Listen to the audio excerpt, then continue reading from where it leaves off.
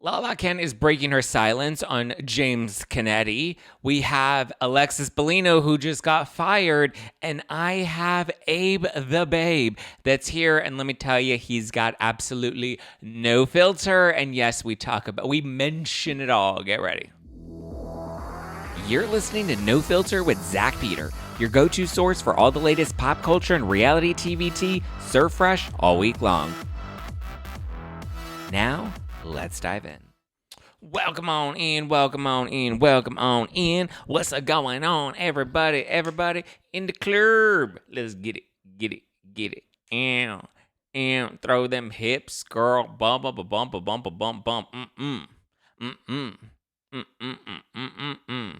How many F's do I give? None. Not one. Zero. Done. So we do have some not a whole ton of news, but we have some exciting news that we'll get into. And then from Real Housewives of New York, Abe, Erin Lichy's husband, is here because he has a new mezcal line. So obviously when he's like, hey, can I send you some mezcal? And I was like, yeah, do you want to come on No Filter and let's drink and talk dirty to me? So then we have a very lively conversation later in this episode. So stay tuned for that. What a time. I can't believe it's already December 20th. It's the holiday season. But I don't know about you. I have not started my Christmas shopping. Not even a little bit. None. Not one. Zero. Done. Not at all. And then, okay. So we'll get to the news, but I have to give you a little Zacktivated rant because I'm wearing my Zacktivated shirt right now. And you guys have been telling me that your shirts they're arriving this weekend, which great. I'm very happy about. Please continue to, send me photos of you in your order. Post them to your Instagram stories, you wearing your shirts or your hoodies or your tanks. That way I can repost them and share them. But I went to Target yesterday because my mom, she has this, there's this place called Temple Grounds. It's what she calls it in Echo Park. And it's kind of, it's like an open lot where she sells coffee and different, drinks. And they did Dodgers watch parties. And so they'll do different theme nights. They had a burlesque night. And then last night they had a comedy show that had a toy drive. And so that was really fun. But I went to that and I was like, okay, well, I have to buy toys for the toy drive. So I decided I was going to go to Target. And I haven't been to Target in a long time because I feel like every time I go to Target, normally you go for the essentials, right? You go for toothpaste or deodorant or whatever. And now in LA, every time I go to Target, everything is locked up. There's everything in the clear cabinets, and you have to go and you're like, and you have to hit the little, well, it's not a little button anymore to call the attendant. You have to, now it's a scanner, right? Because we don't like germs anymore. So you do the little scanner, and then so that the lady can come, and then the lady comes and she hates you. She is not happy that she has to step away from whatever she was doing or not doing in the back to then come and help you get your toothpaste. And I was like, listen, lady, I just want a Crest White Strip. I need to bleach my asshole for the weekend, and the last thing I want to do is disturb you. And so you have to go, and she has to get your Crest White Strips or your toothpaste or your deodorant, the essentials that you need that are kind of why can't I just get a tube of toothpaste in peace, But then everybody, Sunny on The View is like, crime is down. I'm like, if crime is down, then why have in the last 2 years I've now had to scan the little thingies so that the angry lady can come and get the toothpaste out of the cabinet for me? I mean, more than the toothpaste falling out of the cabinet, I feel like I just fell out of a coconut tree. And yes, I said that because I know it pisses some of you off. But it's just fun to say. You think you just fell out of a coconut tree? I say that to the dogs every day, and they love it. So yeah. I decided, okay, well, I'm not going to go for the essentials. Now I just order all of my essentials on Amazon. But I was like, oh, well, I have to buy toys and toys for the toy drive. And, my socks, the dogs always find a sock and they always chew up my socks and they just tear up all my socks, right? My socks and my underwear. And so I was like, okay, well, I should just buy some new, while I'm at Target, essentials, right? So let me go into the men's clothing section and get some socks, and maybe I'll buy a couple pairs of underwear, right? And so I go into the men's intimate part, well, not intimate. What do you call it? The underwear section? What do you call the underwear section? It's not the intimate. It's not like there's lingerie. But so anyway, I go into that section and I look, and it's everything, again, locked up. They won't let me out. And I'm like, why is everything locked up like Karen Huger? Everything is in the cabinet now. And then you have to do the little scanner, and then you have to sit there and wait. And then I'm looking, I'm like, do I really need socks that bad? Can I just Amazon this? Can I wait another couple of days? But it's like, but I'm here now and it's there. And like, I just want to like grab it. Like who is stealing the socks at Target? And not only that, but then I look and I'm like, wow, they have a very large underwear section at Target. Oh, wow, they have male like thongs. Oh, okay, that's interesting. That's very progressive for Target. But they're locked. Like, who is stealing all the men's thongs at Target? Like who? Like honestly, who is stealing the men's thongs from Target? Genuine question. That was so much so. Like, how has this become such a problem? It's become such a pandemic that like now we have to lock up all the men's thongs at Target, all the pair of thieves thongs. So I was like, okay, I'm already here. The socks are right there. I can see them. Swipe. Beep. Okay, please wait for assistance. And then I'm standing there. And 10 seconds goes by, and 15 seconds goes by, and 20 seconds goes by, and I say, fuck it, I'm ordering off of Amazon. Like, I'm not going to sit here and wait 20 seconds for you to come and then for me to tell you which socks that I wear because you need to know what kind of socks that I want to buy. And you're going to tell me they're not judging you when somebody has to come and buy underwear. They're going to be like, oh, really? You like the tidy whities? Oh, you think that you're an extra large? Trust me, your butt's not that big. So you're going to tell me that the angry lady that's already mad that she has to get me my toothpaste, you think she's going to be a real delight coming and getting my male thong? That's not going to fly over well. And so I'm like, you know what? No, I can buy my own underwear and my own socks. I'm just going to buy them straight off of Amazon. Or even better, I could just go upstairs in the shopping center up to H&M. You know who doesn't have socks locked up? H&M. So anybody that wants to steal socks, you might as well just steal them from H&M. It's right upstairs from Target. Like, why? I don't understand why everybody is stealing socks and deodorant and toothpaste at Target. But yeah, everything's just locked up. And like the stuff that you would think that they would steal, that's not locked up. I don't get it. I don't get it. I mean, listen, I understand electronics being locked up. They were locked up when I was growing up, but now it's like, what? Huh? Toothpaste? Really? Steal something better. Anyway, sorry. I digress. That was just my rant of the week. But my Zack-activated rant of the week. So I was like, this is just dumb. Like, I am not coming back to Target anytime soon. Thank you very much. Over it. Done. Like, what I used to love Target. And now I'm just like, oh my God, what a chore. I have to deal with the angry lady with the keys. And you know what? Now I don't want to deal with the angry lady with the keys. She's always mad. She always looks like she's angry at her life, and she takes it out on me because I need underwear. Well, that was my evening. Comedy show was great. Shout out to Temple Grounds. But yeah, let's get to some news, shall we? So, big exciting news for Erika Jayne. She's just announced that she is making a return to Broadway. Say what? So it was just announced this week by Chicago the Musical that Erika Jayne will be returning. They announced Erika Jayne joins Chicago as Roxy Hart starting January 20th for 3 weeks only. Come see the Pretty Mess and Real Housewives of Beverly Hills star in her return to Broadway. Get your tickets at the link in Erika's bio. And Erika was really excited about it. She shared the playbill from the last Roxy show, which was very exciting. She also shared the original promo photo. She said, beginning 2025, by stepping back onto Broadway as Roxy Hart feels like coming home. This role holds a special place in my heart. I'm truly grateful for the opportunity to bring her story to life once again. Performances run January 20th through February 9th. Don't miss it. Get your tickets now. I almost want to fly to New York just so I can go to this show. I want to buy tickets. I want to go. I want to support because I saw that there was this clip from Real Housewives of Beverly Hills, the Aspen season with Diana Jenkins, which, by the way, Diana Jenkins, we let her go too soon. But in that scene, there was a never-before-seen clip. There was like a deleted scene that has resurfaced where they're on the boat. Remember when Erika was drunk on the boat? She's like, oh my God, I'm lit. And then she's like, Garcelle, go pee on the new girl. So in that boat adventure, I guess they were having like lunch or something, and they were sitting around, and Dorit turns to Erika and she's just like, "Do you think Erika Jayne will ever come back?" And then Erika's like, "No, I don't want to talk about that. She's on pause right now. Like she'll come back one day." And then Diana Jenkins is like, "I would love to see you back on Broadway. Like I would love to come to a show and support you on Broadway."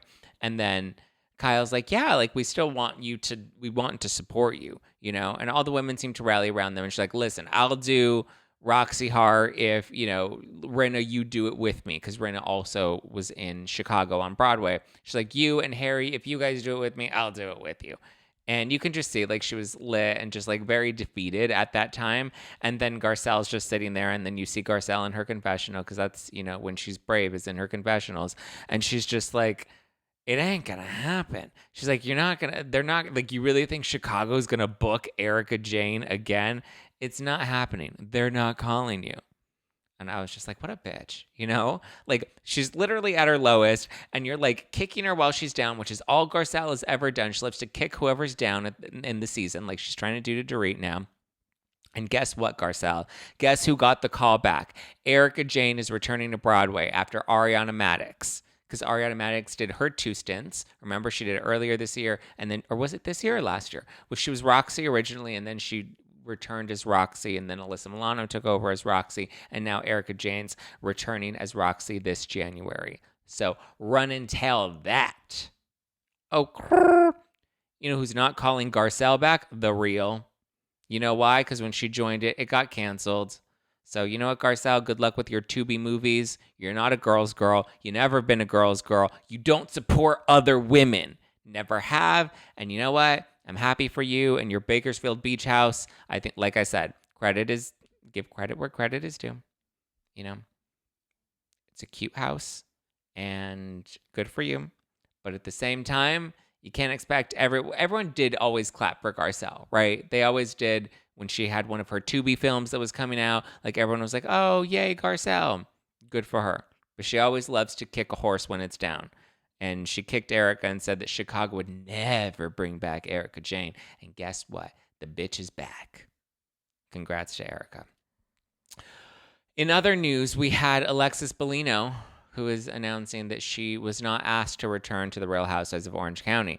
And she did it on none other than the #1 breaking podcast, Going Rogue. Who the fuck listens to Going Rogue? Like, of all the places that she could have given this exclusive to, trust me, I was not first in line to snag that interview, but I can tell you there were a lot of other podcasts she could have given that to. She could have done it on Juicy Scoop. She could have done it on Reality Life with Kate Casey. Shit, she could have even done it on Ryan Bailey's podcast. You know, all great options to do an interview and to make that announcement. And she chose Going Rogue, the podcast that's still hanging by a thread because after Rachel Leviss quit, the podcast that doesn't even chart in the podcast charts, which was just such a strange podcast. It's now called Going Rogue, and iHeartRadio still has it. But the thing is, iHeartRadio does this often, but what they do is they put multiple shows under one feed. The Ringer does it a lot. It's becoming more of a trend, right? There's one feed, but multiple shows that live under that same feed. And so they have like Nothing Can Prepare You with Dr. Eliza Pressman, and Divorce Expectations versus Reality with Thelma and Louise, a dating podcast. And so they have all these different versions under Going Rogue, which I don't even understand what Going Rogue is about. There's no description of what the podcast is. It just says Going Rogue under iHeart Podcasts. But so anyway, under Going Rogue, Juliet, Rachel's publicist, has now taken over the feed, and she'll do an occasional episode, usually fangirling over Vanderpump Rules in some way. And so she decided, let's have on Carlos King and Alexis Bellino. Love Carlos King. Random that they refer to Carlos King as YouTuber Carlos King sits down with Real Housewife Alexis Bellino to discuss what went wrong. Oh, wait, was Juliet not even on this episode? Was it just... No, hey guys, Alexis Bellino here, and I'm here on a very fun day just to clear the air and get some new gossip out there. Some things that none of you have heard before, and I'm here with my friend Carlos King, who you know. I think he's going to have some good insights for me. Carlos, Alexis, so good to see you, Dollface. Hi, honey, how are you? I'm good. How's it going? I'm so excited. Congratulations on joining the pod world. Thank you. Thank you. This is definitely dipping my feet in the very fast, but one of the best. So is Juliet not even on this? Did they fire Juliet? I don't understand. I didn't care to listen to this, and I still don't care to listen to this because I like Carlos King. I want to be very clear. There's no shade to Carlos King. I like him very much. I was just on his podcast. Go listen to him and support him. But my shade is of this Going Rogue podcast. I don't understand what it's about. I don't understand what they're doing here. And it looks like it's just Alexa. Oh, God, let's listen to the first few minutes of this to understand what the hell's going on. Because is Juliet not even on this? Did they fire her? Okay, don't care about the ads. Don't care about all 50 ads. Okay, here we go. Hey guys, Alexis Bellino here. I am here on a very fun day just to clear the air. She's here on a very fun day to clear the air and get some new gossip out there. And I'm here with my friend Carlos King. Interesting. You know, I think he's going to have some good insight for me. Carlos? Alexis, so good to see you, Dollface. Okay, so it looks like it's a one-on-one with Alexis and Carlos. Sorry, I will watch things ahead of time and say something, and I don't care about Alexis Bellino, and I don't care about the Going Rogue podcast, so I just wasn't interested. But so it looks like Alexis did an episode with Carlos, and there's no Juliet. That said, she announced that they didn't ask her about it. That's really the headline, is they did not ask her to return to the Real Housewives of Orange County. And she's just like, I guess she said it was like a blessing in disguise or something, and good for her. I didn't expect them to bring her back, to be honest with you. There was nothing more to tell with the Shannon storyline, and I just felt like that was kind of expired. So in case anybody was wondering if Alexis Bellino will be back, I'm sure you're heartbroken to hear that she won't be. But good for her. We'll see. I'm pretty sure the Going Rogue podcast is probably going to do more of this stuff, like two people having a conversation about going rogue. I don't know. I don't understand what this podcast is or what it's supposed to be about. It started as Rachel Levis's Truth, and then it was her recapping Vanderpump Rules news, and then it was Juliet recapping Vanderpump Rules news, and now they have like 3 or 4 other shows on the feed, and I don't get it. Truly don't get it. And the what do you call it? It looks like Juliet only comes on here to talk about Vanderpump Rules. You know what? I don't care. Okay, moving on. So on the news with James Kennedy.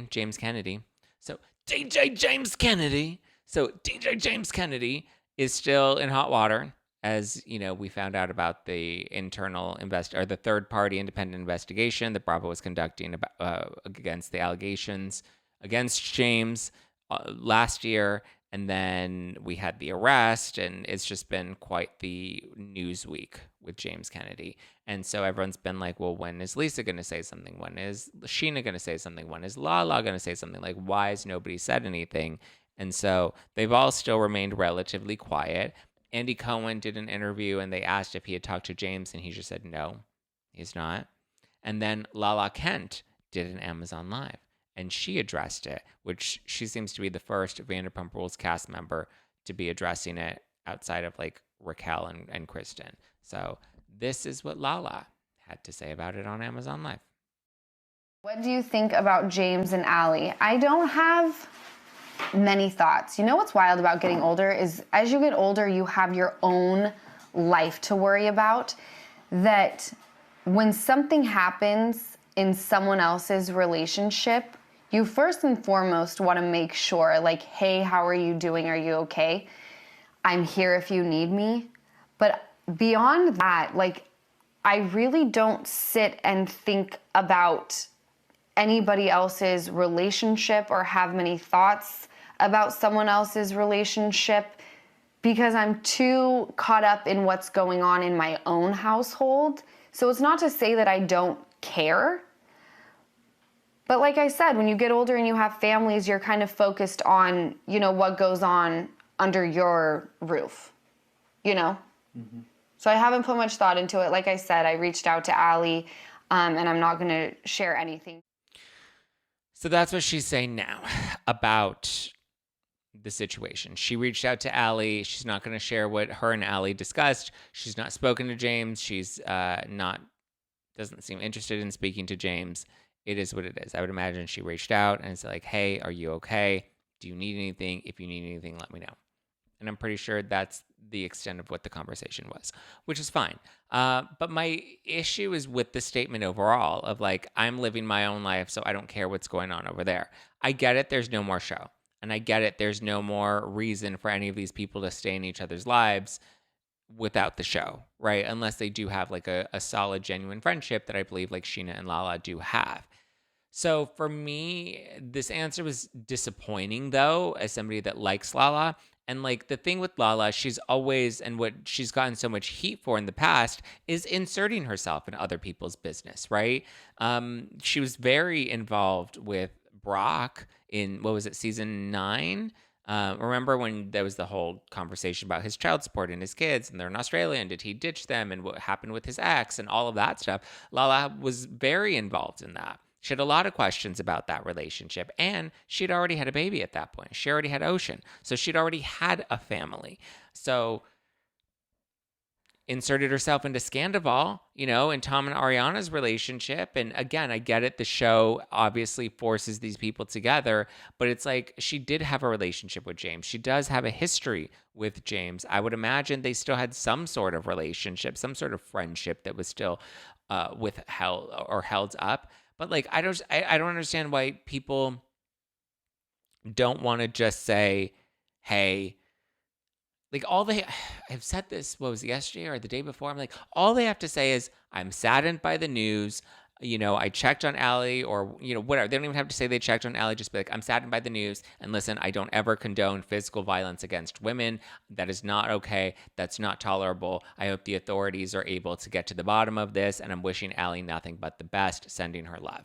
Or I reached out to Allie and I want her to, and, she knows I'm here if she ever needs anything. Like, even if you don't want to disparage James, fine. I get it.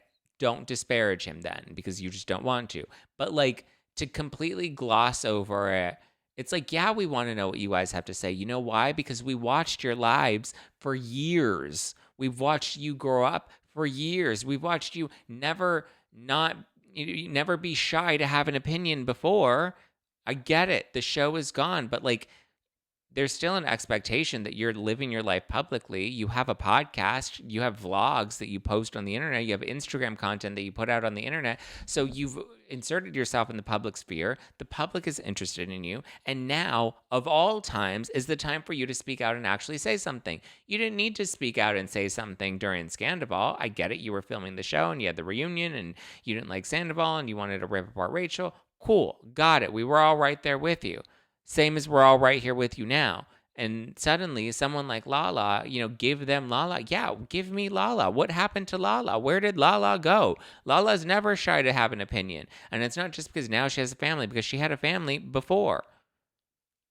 She was in a serious relationship with Randall. She had the baby with Randall. She had Ocean. Like, she was doing her thing. And she's a single mom, and we've supported that journey for her. And so, you can't just tell me, oh, now I have a family, so now I just don't care what is going on with everybody else.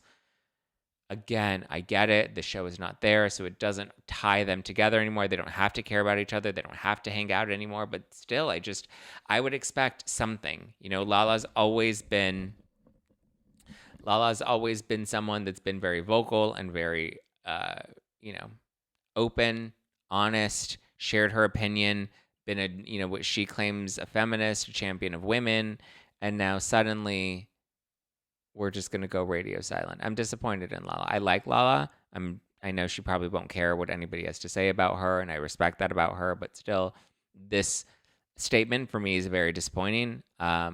I'm hoping Scheana says something, and I'm hoping Scheana learns from Lala's statement and says something a little more sincere, because again, Scheana is the one that had Allie on her podcast to dispute what Teddy and Tamara claimed that they had witnessed. So very curious what the rest of them had. Mostly curious what Lisa Vanderpump has to say, Of all of them, yeah, Lisa Vanderpump is the one that I'm the most curious to hear from, because she defended James and she championed James and she, built him up every chance that she got.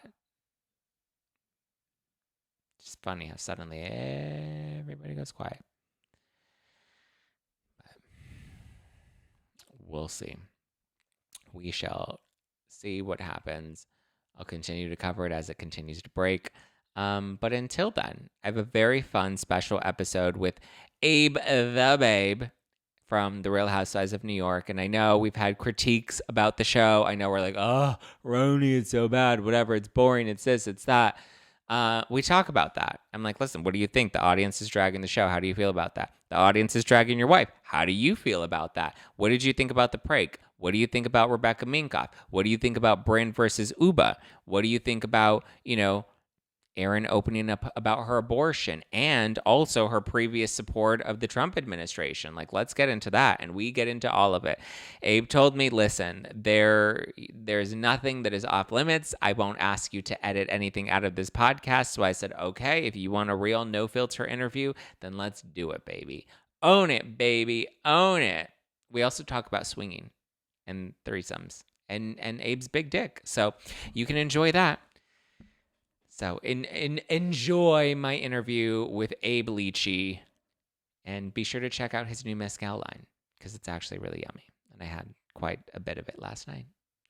But before we dive into the Abe interview, I did just want to give some love and a shout out to my pals at BioRay. You know I love me some BioRay, little rays of health for everyone, infants, kids, teens, adults. They even have an intimate line if you're feeling kind of frisky or you want to invest in your intimate lover's life. They do have 2 intimate kits that you can order for the holidays. They have the For Your Flow intimate kit, which is for the ladies. They have a before your flow and after your flow tincture to help support. They also have the Love Tonic intimate kit, which comes with Lady Passion for the ladies and Red Rooster for the guys.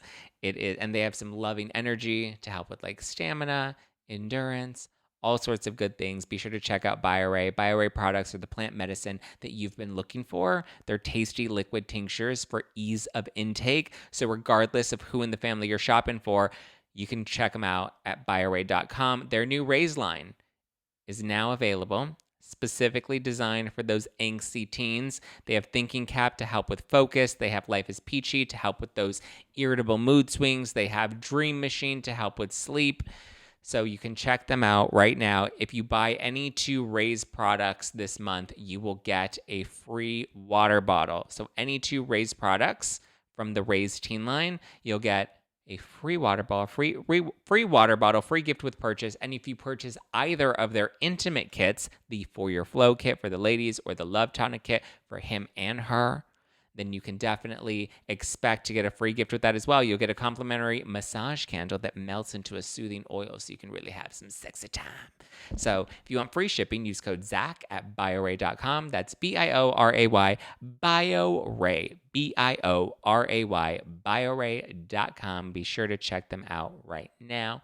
Love you, appreciate you. Now let's dive into the Abe interview. Okay, today I have a very special guest. You know him as the Babe from The Real Housewives of New York. Please welcome the one and only Abe the Babe, Mr. Abe Lichy. Hello, hello, hello. Welcome to No Filter. Hello. Thanks for having me. I'm excited to be here. I'm excited to have you. I'm also excited because you sent over some of you and Erin have this delicious new mezcal. Yes, we'll have to do a toast at some point in the episode. We will do it. It's the middle of the day. We'll do a toast, and I'll even look at. I'm gonna open it live right now so people know that I did. This isn't water. Right. I didn't do anything. I'll do a live Bethany Frankel taste test, like she did. Have you seen honest feedback too? No filter, Zack. No filter. Did you send Bethany one of these? Has she tried this yet? Doubt it. Although I think she would actually like it. Smells delicious. Yeah, it's good. It's good shit, actually. Right. It's really good. It smells really good. It's called Mezcalum. And so this is your mezcal with Erin, right? You guys created this together. Yeah, so I have to give due credit to our distiller, Carlos, who actually makes the mezcal because it's his, comes from him. But yes, Erin and I came up with the brand, built the business, bunch of people in, investors, the whole nine, and so far it's going really well. But we just want people to try it and keep an open mind. I know mezcal is kind of new to some people because everybody's stuck on tequila, but mezcal is superior. It's the superior spirit. Well, I feel like it's starting to have its moment. Like people are starting to come on to the mezcal trend. Yeah, I think the number one fastest growing spirit category in the U.S. So a lot of people are getting educated on it, and I think the biggest hurdle has just been, oh, it's just smoky tequila, which is not. It's not even tequila. Tequila is a type of mezcal, but mezcal is not tequila. But people are intimidated by the smoke level. So this is actually relatively light on the smoke. It's more approachable, entry level mezcal, but still a premium product. Yeah, I feel like a lot of mezcals taste like a burnt tire. And so I hear this one's a little lighter on the smoke. Yes, it goes really well with cocktails too because of that reason. It doesn't overpower it. So we went through about 80 blends with our distiller to come up with the perfect blend of mezcalum. I like it. 0 carbs, 0 sugar, 0 additives, non-GMO, all vegan. Here, I'm going to take a sip and give you a live. Let's see. It smells really nice. I'll take a sip with you. That's how we have to start. We have to start it off with a little toast, especially now that Real Housewives of New York is coming. The season's coming to an end. It's coming to a wrap. You can finally breathe again without your dick being on display. What's that song? The On Display song. On display. Okay, I'm going to taste it. I'm going to have to make a meme or see memes about that. That's really good. It's really light. It's not as smoky as a lot of other mezcals. What are some of these undertones that I'm tasting though, actually? So you've got a lot of these earthy mineral undertones. Some floral notes to it, but it's made, so mezcal, I'll keep this short, but mezcal is, it can be made from any species of agave. Most mezcals that you'll get in the States is made from espadín. So ours is a lot of espadín, but we also blended it with a more wild varietal called quiche, which gives it that really earthy, almost like a sweet and heat type of flavor. So it's got that smoothness to it. I like it. It's really good. I'm drinking it neat. So that's how you get the real taste and flavor. Because I like tequila. I like a good reposado. And I like a good strong like flavor profile. And this is really good. It's also got like it's a little sweet too. It's not too, the smokiness is not overpowering. Yeah, I forget who it was. Somebody's like, yeah, it's got a good level of sweet and heat. And so it's got a little spice to it too on the back of your throat.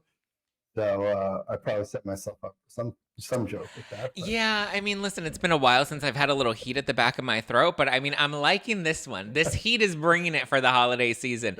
I mean, and listen, I would imagine that, you know, the heat has been pretty strong considering you guys just announced you're having baby number 4, is it? Yeah, so we are certified insane, I think. I still haven't fully digested it. But we are excited. I mean, that's 4 babies is a lot. Yeah. I forgot how to do all the shit, like the burping, the diapers, and all the whole nine. So it's like we're resetting the clock 5 years. So is this? I mean, this is the 4th time around. Do you feel like this pregnancy is a little different? Yeah.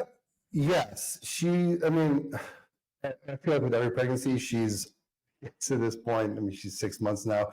Like, I just need to be done with this. It's, you know, I feel for her. But at this point, it's like, we're not nervous. Like, when you're a first-time parent, you're nervous about having a kid. Yeah. What the fuck is that going to be like? And have to be responsible. At this point, we're like, all right, whatever. It's another kid. We know that it's just going to be a lot of work and no sleep for a little bit and a lot of diapers and whatever. But it's easier. Yeah. For me, I'm not giving birth, so. So now that we're 2 seasons deep into Real Housewives of New York, how do you feel about the decision to put your family and your relationship out for the world to basically consume at this point? I have very mixed feelings. Yeah. I mean, I don't regret the decision at all, but it's still new to me, right? Like, I'm not a very public person. I mean, now I guess I am a bit more public because I'm on this TV show, but I've always been a fairly private person. And so it's still weird to me when I'll get, I'll get Google alerts because I said it for my name. Yeah. I'm a lawyer, so I kind of have to know what shit is being said in articles and stuff. And so I get Google alerts and it's like, Erin Lichy, there's a feud because show's husband's dick pic. Or like, last season with the whole fuck on a woman comment. Yeah. They got taken way out of context and became this, he cheats on her, he would cheat on her, and even if she had cancer. And I'm like, what the fuck? So it's weird because I know people, if they Google my name, like clients or whatever, are now seeing this. Yeah. And so that I don't think I'll ever get used to. But at the same time, I gotta be honest, I do enjoy being on the show. I mean, it's fun. I don't have to put in nearly as much work as the girls, obviously, because I'm, an accessory. But so it's fun, and I don't know. It's just something to do. Yeah. If that makes any sense. It's just like another kind of a weird thing. I do a lot of weird things, and have done in my life. So I just view this as another weird thing that I'm doing, like mushrooms, for this moment in time. Well, mushrooms has been a long-standing weird thing that I've enjoyed. Listen, I've actually been enjoying imbibing on mushroom. That's something new that I explored last year. I love a good mushroom gum. Now microdosing is becoming so popular that I'm like, okay.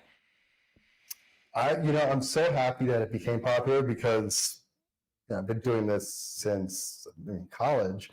And all of a sudden, it's like now all my, fancy friends who are, the suburban mom types go to dinner, and it's like the new normal thing.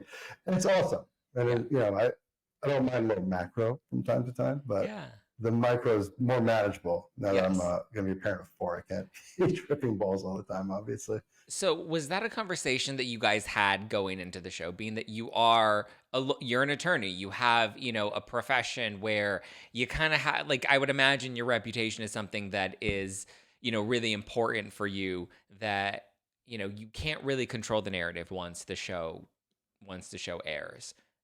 Was there okay, we're not going to talk about these things, or we're only going to share these parts of our relationship, or was it more of fair game, whatever comes up and we'll deal with it in the moment? Honestly, more of the latter.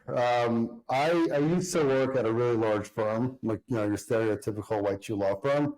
And one of the reasons I started my own practice was because I'm not the type of person that likes to be confined and have to really limit who I am in whatever capacity. And so, I have great clients. I'm in the entertainment and media space. It's my general world. So if I'm talking about mushrooms and making a joke about mushrooms, most of my clients don't care. And if they do, which none of them have cared that I know of, it's not the type of client that I probably would be working with anyway. So, it's fair game, but also, use your brain. Don't say anything really, really fucked up, which I wouldn't amongst people that I'm just meeting for the first time anyway. In private settings, I say some really crazy shit, but those are for, close friends. So it's just as if we were just in a group of new acquaintances. It's how I view the threshold of crazy things to say or not say. Yeah. How do you feel about Brynn? I know last season she was actively crushing on you, and then that became a big topic of conversation. Last season you became Abe the babe, and there was but it led to some tension about whether or not she was inappropriate by making comments about divorce in you and Erin. It's so funny. I think in general, the audience can be really over literal many times. It was just fun and games. I would have the same banter with friends and, in real life where she's not actually hitting on me. Let's be real. She's just being flirty and that's her personality. And I like Brynn a lot. And I think she's just fun in that way. For people to think that there's anything more than that is just wild to me. So, I don't know. People like to speculate. I have a question for you. Because you're in this world. Do you think that most people actually believe shit that they're saying, the over literal stuff, or it's just for themselves, just fun and games. I've always wondered like the level of seriousness when people say these things. You mean like from an audience perspective? Or from Yeah, like I guess like on social media, people speculating of, oh, she wants them to get divorced because she wants to fuck it, kind of shit. Yeah, I I mean, wonder, do people actually believe this? Because that would be wild to me. But I'm yeah, just curious. I think that majority of the audience, and I like to consider myself in that majority that has, critical thinking skills and can separate, that can read between the lines and adds context to things and thinks that, the world is not black and white, but we all live in the gray. I don't take things so literally, but I think that there is a tiny fraction of people that are really loud on social media, and they're the ones that maybe do take things a little too seriously, and they're also the loudest, people online that are, gonna wanting to get revved up about. Like for me, like this has now become, my job to have a daily podcast and to talk about, reality TV and pop culture. So I do cover it a lot, but I think the average American that's watching these shows is like not that invested as like most of these Twitter trolls that don't have a profile picture. So rest assured that even the loud trolls online don't represent majority of the people that are watching these shows.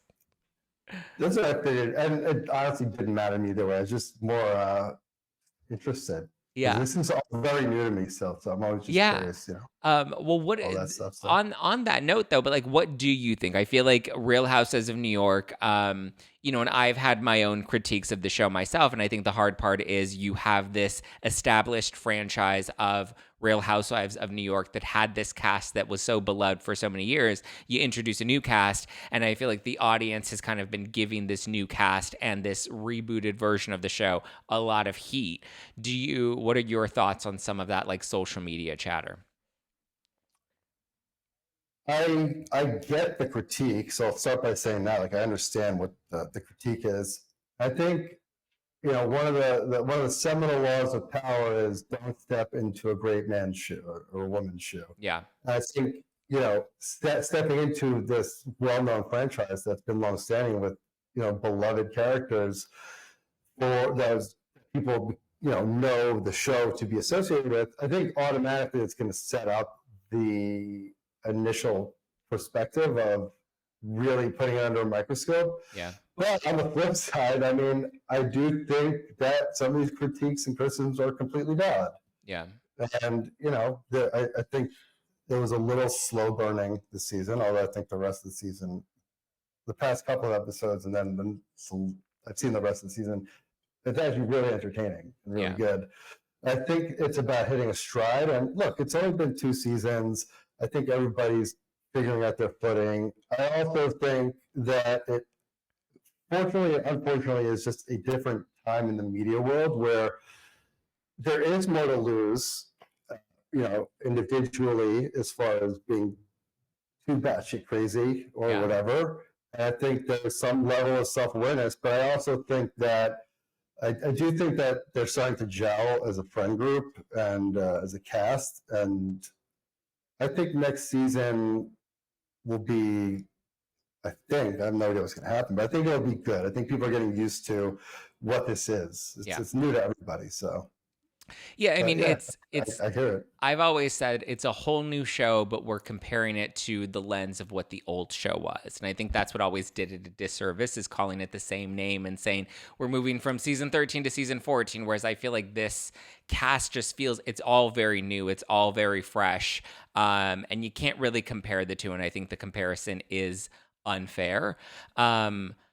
What do you think about Brynn? I feel like Brynn's getting a really tough season, and you know her personally. And do you, now that you kind of know the rest of the season, do you have a side on Team Brynn or Team Uba? So one of the things that I typically don't do, although I'll answer your question to a degree, but I feel very strongly about not gossiping about the girls and like focusing too much on that.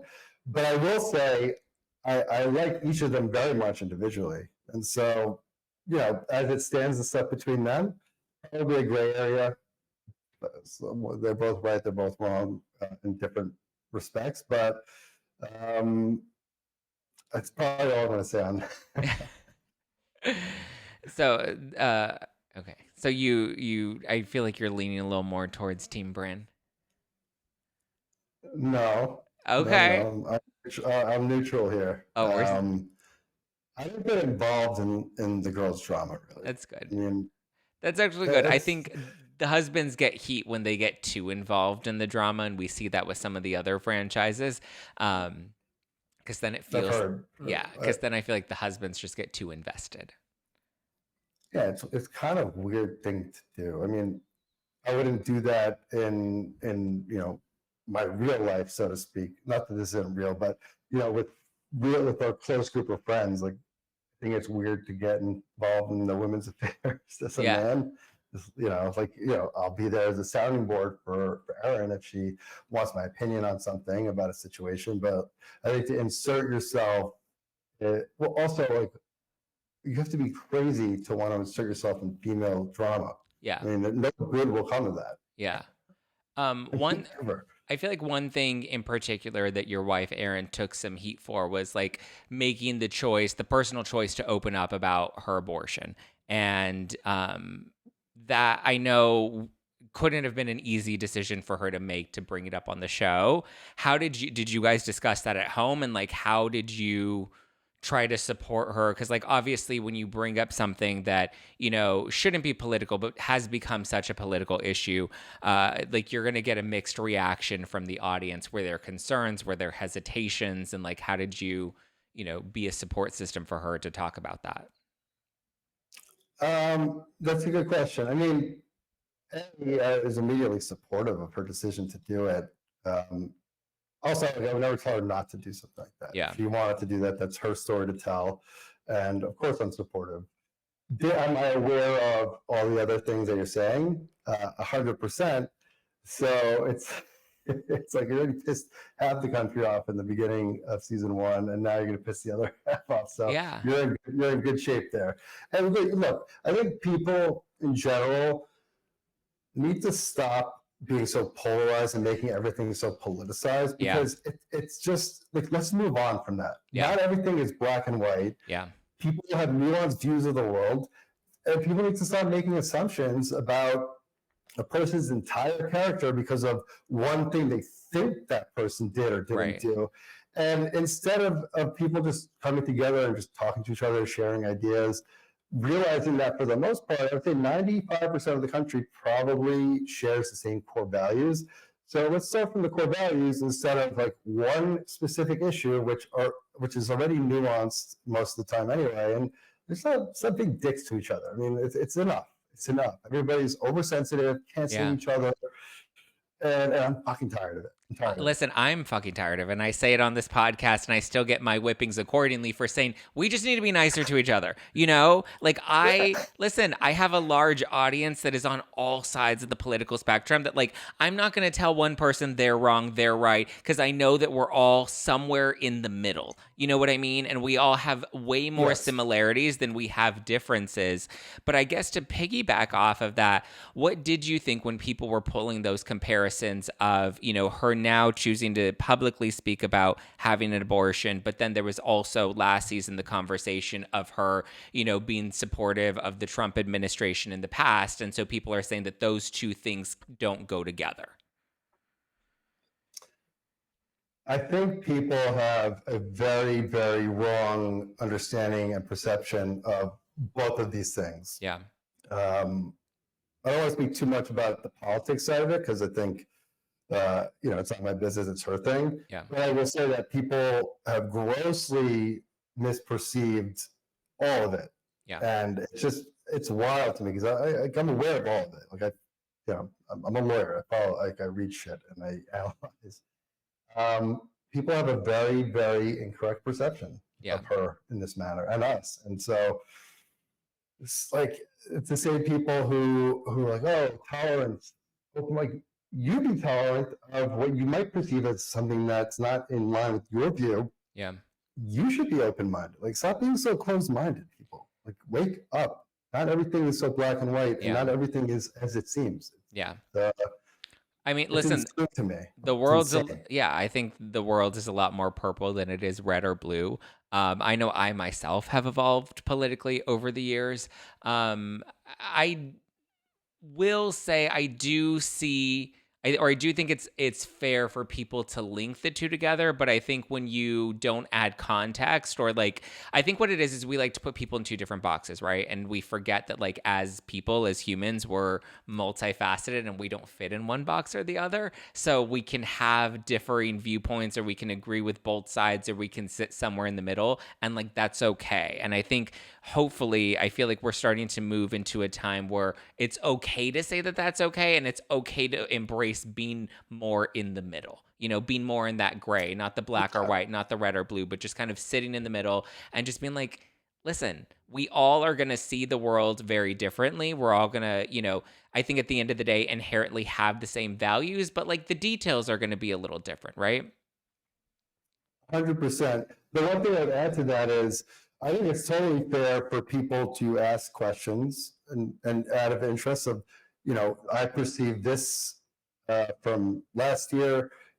Like, how does that tie together with this? That's a fair question. What I don't think is fair is when people make assumptions. Yeah. And then speculate and make just what I've seen is very incorrect and inaccurate tie-ins to what they perceive. And that I think is intellectually lazy. Yeah. Questions totally fair, 100%. But Yeah. tie-ins like that and assumptions I think are just, again, very lazy. People need to use their critical thinking hat. So. I agree. Piggybacking off of that, how do you feel that your dick pic has become the topic of conversation this season? I mean, it's not the worst thing that's happened to me, obviously. Yeah, nobody said. Listen, on Real Housewives of Orange County, they were making fun of Gina's husband for being, on the smaller side. So I don't think the fact that the conversation is that you're on the bigger side, I don't think that is a bad conversation to be having on national television. No. It's funny. I think it's funny. She we didn't talk about it. It wasn't something that was scripted or planned beforehand. She called me after she showed it. Then she's like, "Hey, just I showed Jen a dick pic." I'm like, "What the fuck?" But I also trust Erin. Yeah. There's kind of this because I've heard the girls on the show too. I think there's mixed reactions on like, is that fucked up that she showed her husband's dick pic without consent? It's like we've been married for 13 years, been together for even longer. When you're with somebody for that long, there's just a level of trust that that the person is going to act in whether it's your best interest or on the inverse, just not do something that's going to be against your interests like that. And so I fully trust Erin. And obviously, it worked out in my favor. So whatever. But it's wild. I mean, if you knew me in college, you would be like, what the fuck are you doing on the Real Housewives of New York? I had hair down to here, thick beard, playing in a jam band. Wow. Like totally not the type. I still don't feel like I'm an imposter being on the show. Just like I'm not the type. But beyond that, be like People Magazine writing about your dick pic, I would have laughed and said you're crazy. So, but here we are. Here we are. So is that the key to keeping marriage spicy? 4 kids in is dick pics. I don't like send her dick pics, by the way. She has like some old ones on her phone, just she had, I guess, but I'm not like sending her dick pics all the time. We're not like that. We're not that crazy. I don't know. You guys seem like the fun couple. I mean, Jenna's ready, or not Jenna. Definitely not Jenna. Bryn's ready to line up anytime. Well, I don't know. Jenna seemed Jenna seemed pretty on board with it too. But Bryn's first in line if you guys are ever opening the door. One day we might open the door. But there are rules. But we are fun. I think there's a lot of prudishness. Yeah. I'm actually surprised by the level of prudishness that I've been seeing from audience reactions on this specific issue. It's like, okay, it's a dick pic. It's not that big of a deal. And just stuff in general, like sex, talk about sex. Yeah. Who cares? Who cares? Like, can we stop pretending as a society to really care about these things and be so offended, or it's like, oh my God, it's like I'm so shocked. Yeah. But no, it's not a big deal. We're not like out there doing like, you know, as exhibitionists. Yeah. You know, we're not on OnlyFans, not yet. Not yet. We're doing weird shit like that. It's like, this is how people talk with their friends, at least in my circle, and I think most people who have close friends, make inappropriate jokes sometimes, talk about sex sometimes. It is what it is. I mean, that's life. And Yeah. so if you be so offended, I think I call bullshit. Listen, the people that are that offended by it need to get laid. And also, to piggyback off that, the people that are so offended by your dick pic, I assure you, will be the first ones downloading it if it ever leaks on the internet. They'll be saving it. Trust me. Yeah. Everybody wants to clutch their pearls when when they want to be morally superior on Twitter, and then, when the doors are closed. Superiority. Yeah, it's a moral superiority. I got to think of a good, reasonable rate for what I would charge to give an exclusive to a media. To a media outlet, or just set up the OnlyFans. Aaron, I'm gonna have to set up OnlyFans. I'm sorry. Or just say, the mezcal. Ordered a case of mezcal, and you'll get it emailed to you. Order 2 cases. That's not a bad idea. It's not a bad idea. Listen, I know how to market. Or like Willy Wonka, it's the golden ticket. We could put like in one of the packages, a message in a bottle, a dick in a bottle. Message in a bottle, dick in a bottle. You heard of dick in a box? We got dick in a bottle at mescaline.com. I love it. What did you think of the Rebecca Minkoff pregnancy prank? I feel like there was a lot of heat that came from that because people were like, "Oh, that was such a dumb prank, and you fooled the audience, and it didn't land well." That was dumb. Yeah, that was weird. But I also I thought the editors.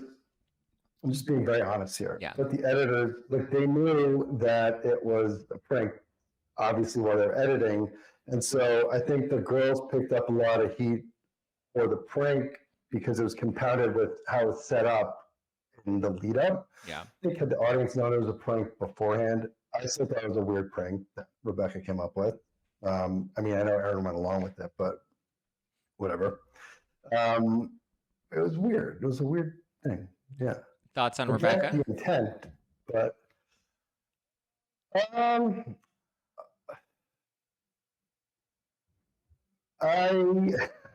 trying to say this diplomatically. Big fan. I've hung out with her a few times, and she has been very nice to me. Her husband's lovely. Her kids are really sweet, which says a lot about them as parents. Yeah. I don't like what she said about her handbag business recently. I thought that was kind of a low blow. You don't knock somebody's business just because it didn't work out. You can critique the style of the bags, whatever, but I don't think that was cool. But I don't care. I don't think about her. I'm not losing sleep over Rebecca Minkoff, I don't think many people are. I didn't think that was good. I didn't think that. Yeah. She's been a bit of a snooze fest this season. I'm saying that, not Abe. I just want to clarify for the podcast. That's my critique of Rebecca. I don't know. It's always challenging when you're the new girl joining the group, but if you're the pregnancy prank, I do blame the editors more than I blame any of the women, because they put it into the trailer and they kind of built it up for the audience to be like, oh, this going to be an interesting storyline. And then it ultimately ends up being a prank at the end of the day. But it was definitely a prank that I think she was hoping would make her more interesting on the show, and it kind of just backfired. Yeah. I don't think there will be pranks next season. I actually thought the Cockroach prank was hilarious. Maybe more so when she was telling me about it.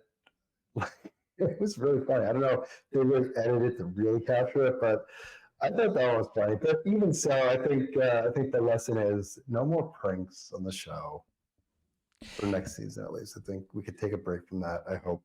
And Yeah, I do feel like other things. pranks just usually don't land very well because it's really hard to edit the prank. And then, I mean, unless you let the audience in on it, like the Kardashians always did pranks really well on their show on E.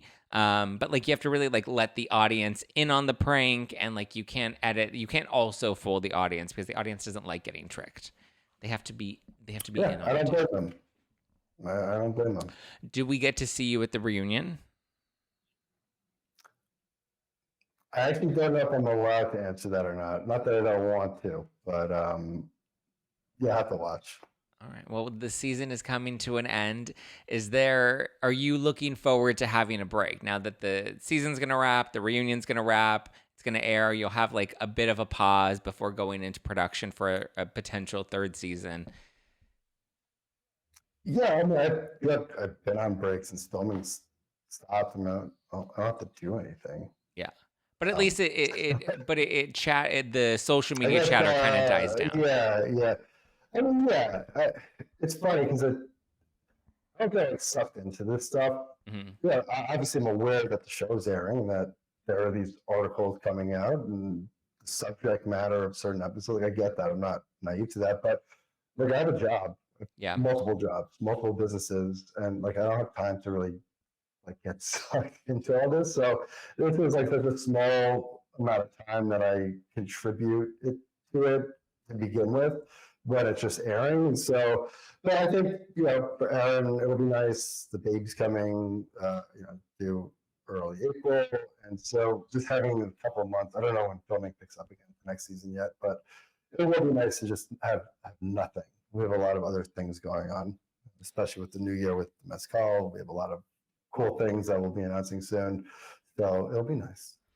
That will be nice. I did put a call out to viewers of RHONY to see if they had any questions for you. I found this one kind of funny. George R. Manatee says, if you had to take a dip in the gentleman pond, who is Erin allowing as your hall pass?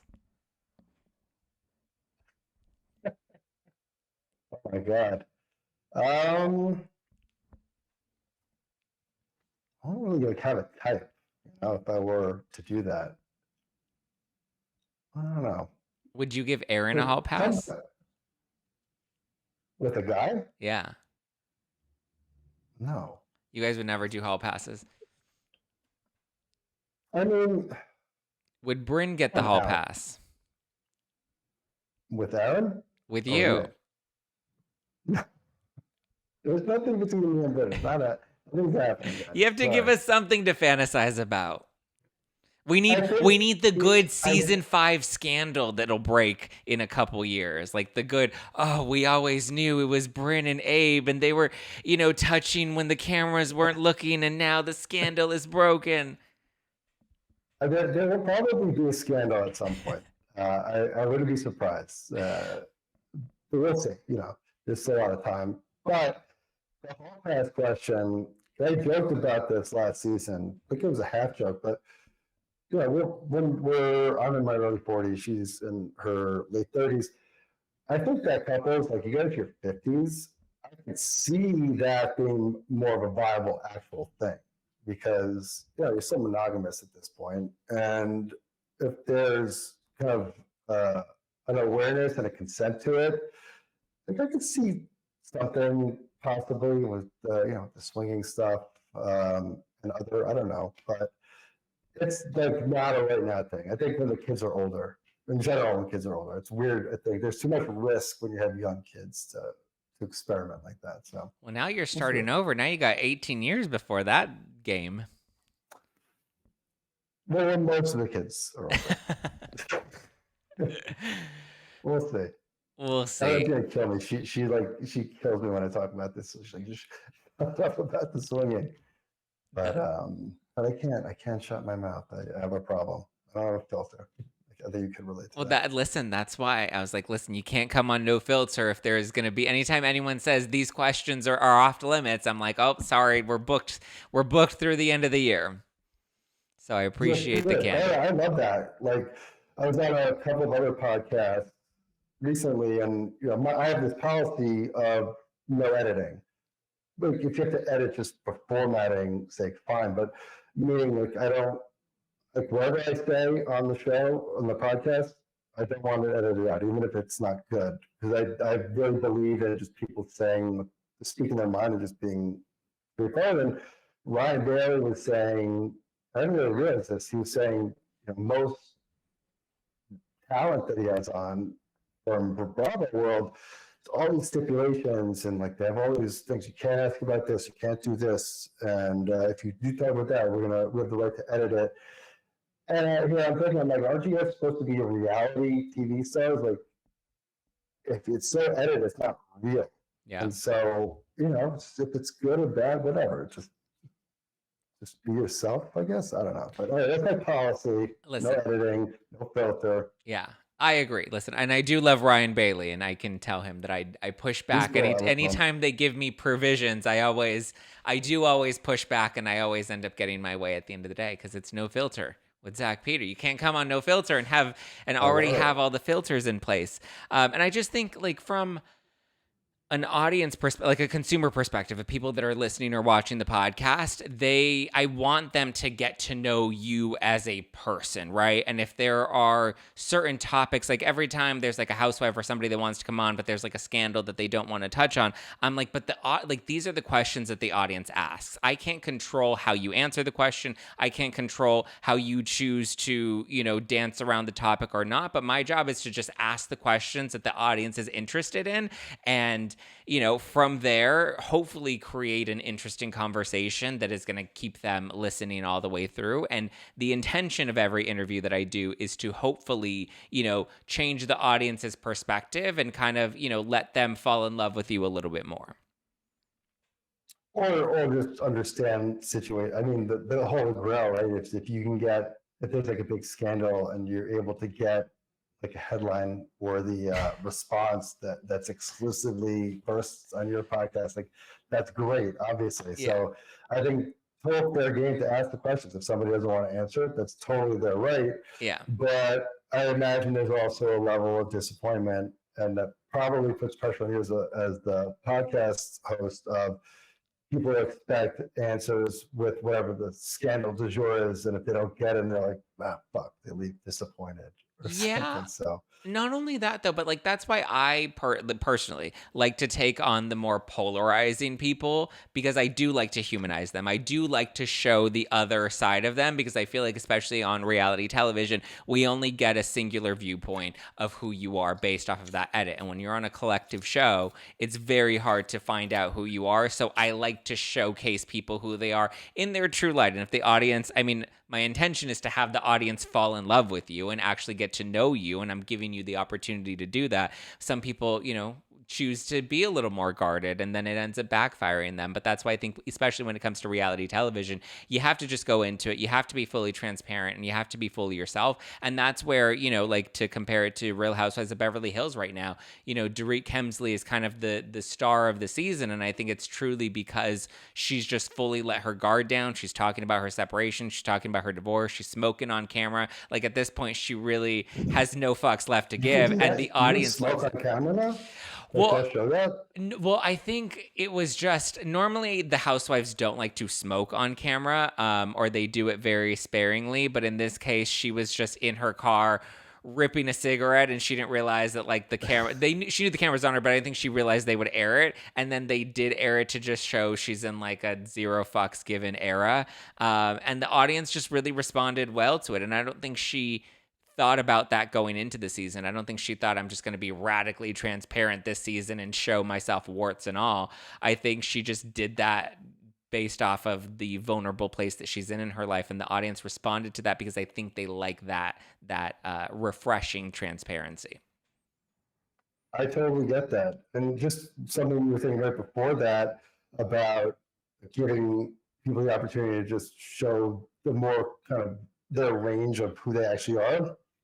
I think that's awesome. Part of why I've been going on these podcasts, just that I've been having fun with it, but also, talk about my business, whatever. But for the men specifically on these Housewives franchises, I'm not talking about like the summer houses of the world where the men are actually paid cast members. The men on these Housewives franchises, we're not cast members. And for the most part, we are showing a very limited light, usually in a negative light, although I thankfully didn't, I had a decent season, I would say, as far as like not too much bad shit. But it's a tough, I don't think anybody can actually appreciate it fully unless you've been in this situation. And I've talked to a lot of the other house husbands who I've met over the past couple of years, and it's a common thought and experience where it's a very thing where we tend to be shown as men in a kind of more negative light because they either won't show us or they'll show because we're involved in something that is like, we did something fucked up or whatever it is. And so, which is kind of fucked up, to be honest. And so I think it's great that there are these podcasts where we can come on, just, among all the other things we want to talk about, people can get to know us. And so it's great. There's that opportunity. And people like you who actually care about that and are willing to ask questions. And, the audience can decide for themselves if they like somebody or not. But just to show more range in actual humanity as opposed to just the headline of so-and-so did this really fucked up thing. And honestly, most of the time, I see headlines, I'm like, I wonder what really happened, because I've seen my own headlines. I'm like, that's not what happened. Yeah. And there's wild speculation. And so my long-winded way of saying, for the guys, we thank you. Listen, and I have been able to read the landscape so well. I already know when somebody says something, when it's going to become a headline from the podcast. But like I said, I like people to read beyond the headlines and actually get the full context of things, because then I think it just, I don't know, it gives you a different perspective, and I think it gives you a more well-rounded perspective. 100%. Well, thank you for joining me, Abe. I'm excited. Everyone needs to go and check out the mezcal. It's a great holiday gift. They can order it online, right? Mezcaloom.com.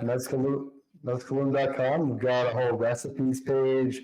We've got a really cool Find Us feature, so you can put your zip code in or even your address, and it'll show you all the locations, restaurants, bars, but also liquor stores.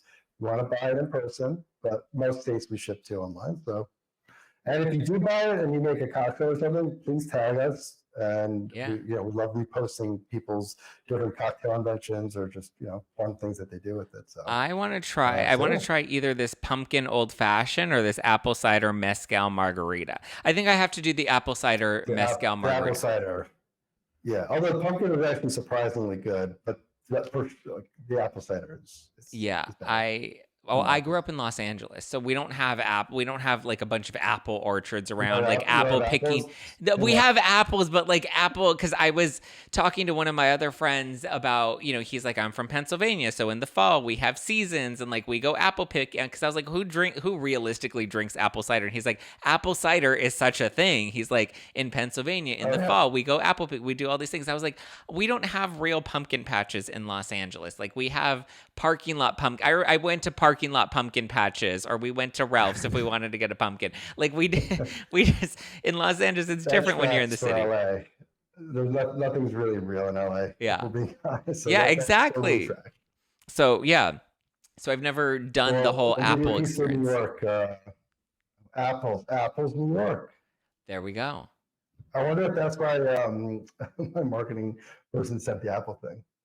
Oh, clever she did, but that is very clever. I'm gonna ask her. Well, listen, I'm liking the Mezcaloom. It's light on the smoke, 0 carbs, 0 sugar, 0 additives, non-GMO, all vegan, and it's quite tasty, and it's really light on the palate too. I'm drinking it neat. Yeah. And drinking it neat is when you really get the full. It's the best way. And if you can drink it neat, that says that it's something good. Mm. It's like we won a bunch of best in shows and double gold medals. It's actually a really high quality product, which is, you're not only buying something under $50, like, okay, is this good quality, or am I just drinking like, fucking Smirnoff? Yeah. This is a little burn. I'm choking here. Yeah, the quality's great. Like you can drink it straight, and it's a premium quality spirit. And you drink straight cocktails, whatever. But anyway, I'm rambling about mezcal now, but I'm glad you That's like good. it. Hopefully people go and buy some. Like I said, great for holiday parties, great as a gift to give to someone this holiday season. Abe the Babe, thank you for coming on. I look forward to hopefully seeing you at the reunion, and hopefully production will pick up again soon so we can continue to follow your journey with Erin and baby number 4, because that's going to be exciting. 4 kids. You're going to be running wild. Yes. Well, thank you for having me, Zach. And it was good getting to know you too. So I appreciate it. All right. Well, when I'm in New York, or if you come to LA, we'll have to make it happen again soon, and maybe do something in studio. I love it. I always love in studio when possible. So I'm in. All right. Awesome. Thanks, Abe. All right. Bye.